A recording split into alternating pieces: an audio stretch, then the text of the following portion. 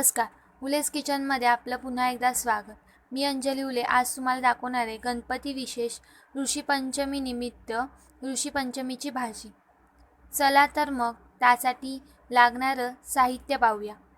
अजून तुम्ही आमच्या चॅनलला सबस्क्राईब केलं नसेल तर खाली दिलेल्या सबस्क्राईब आयकॉनवरती क्लिक करून बाजूला दिलेल्या बेल आयकॉनवरती सुद्धा क्लिक करा, म्हणजे माझ्या नवनवीन रेसिपींचे अपडेट्स तुम्हाला मिळत जातील. चला तर मग करायला आपण सुरुवात करूया.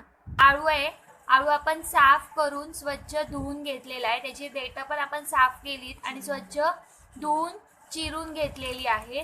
पानं सुद्धा आपण स्वच्छ धुवून चिरून घेतलेली. लाल माट्याच्या दांड्या आहेत ज्या आपण स्वच्छ साफ करून धुवून घेतलेल्या आहेत आणि त्याचे छोटे छोटे भाग करून घेतले आहेत.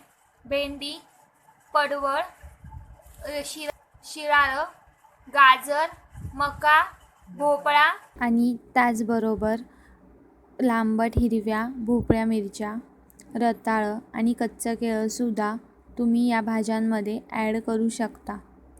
तुम्हाला ज्या भाज्या ॲवेलेबल होतील आणि ज्या भाज्या तुम्हाला जास्त आवडतील त्या भाज्या तुम्ही कमी जास्त प्रमाणात घेऊ शकता. लसूण 10 पाकळ्या आहेत, 3 ते 4 हिरव्या मिरच्या, अर्धा इंच आलं.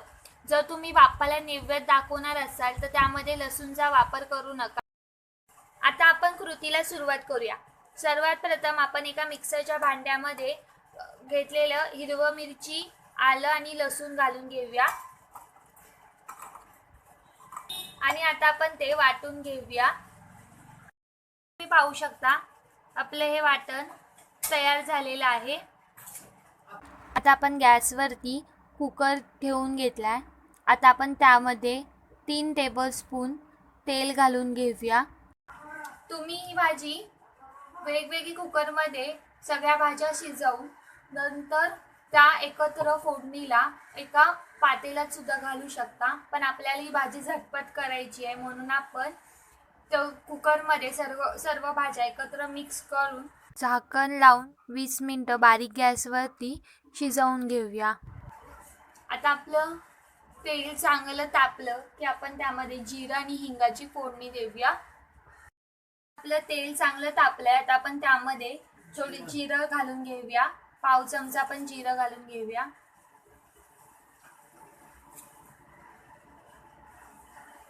आता जिरं चांगलं फुललं की त्यामध्ये आपण थोडंसं हिंग घालून घेऊया आणि त्यात आपण वाटून घेतलेलं हिरवी मिरची, आलं आणि लसूणचं वाटण सुद्धा आपण घालून घेऊया आणि चांगलं परतवून घेऊया तेलामध्ये.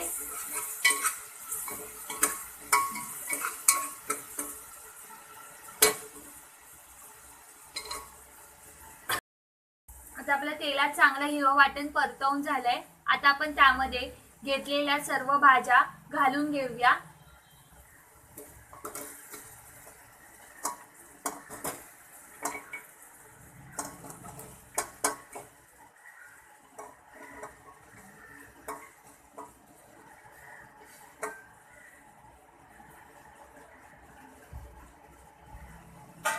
त्याचबरोबर चिरलेला आळू सुद्धा आपण त्यात घालून घेऊया.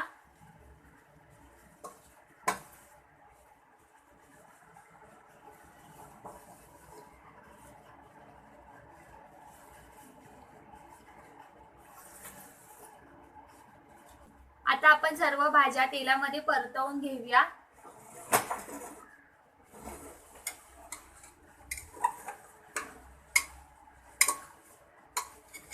आपले आळू आणि सर्व भाज्या चांगल्या परतवून झालेल्या आहेत. आता आपण त्यामध्ये चिंचेचा कोळ घालून घेऊया. त्याचबरोबर गूळ सुद्धा आपण घालून घेऊया. आता आपण त्यात अर्धा ग्लास पाणी घालून घेऊया. चवीनुसार मीठ घालून घेऊया आणि आता आपण झाकण लावून 20 मिनिटं बारीक गॅसवरती सर्व भाज्या शिजवून घेऊया. आता आपण 20 मिनिटानंतर कुकर बंद करून घेऊया आणि थंड झाला की आपण तो ओपन करून पाहूया. आता आपण 10 मिनिटांनी कुकर थंड झालाय, आपण उघडून पाहूया. आता आपण पुन्हा एकदा व्यवस्थित चमच्याने ढवळून घेऊया, कारण आपण मीठ आणि गूळ चिंचेचा कोळ हे मिक्स केलं नव्हतं. आणि आता आपलं मिक्स करून झालेलं आहे. आता आपण ते एका पातेल्यात काढून घेऊया. आणि आता तुम्ही पाहू शकता आपण कुकरमधून पातेल्यामध्ये भाजी काढून घेतलेली आहे. आता आपण ती शिजली आहे का ते सुद्धा पाहूया. बघा, भोपळा सुद्धा आपला चांगला शिजलेला आहे.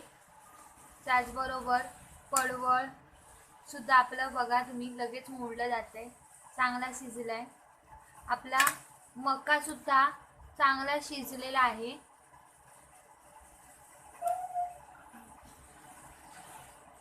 दाणे बघा वेगवेगळे झालेत आणि शिजलेला आहे दाणा. त्याबरोबर आपलं शिराळं सुद्धा चांगलं शिजलेलं आहे. गाजर पण तुम्ही पाहू शकता चांगलं शिजलंय, लगेच मोडलं जातंय. त्यानंतर लाल माठाची दांडी सुद्धा आपली चांगली शिजलेली आहे. बघा, लगेच मोडली गेली दांडी. आपल्या सर्व भाज्या व्यवस्थित शिजलेल्या आहेत. अशी ऋषी पंचमीची झटपट होणारी भाजी तुम्ही या ऋषी पंचमीला नक्की तयार करा आणि आम्हाला कमेंट करून नक्की सांगा.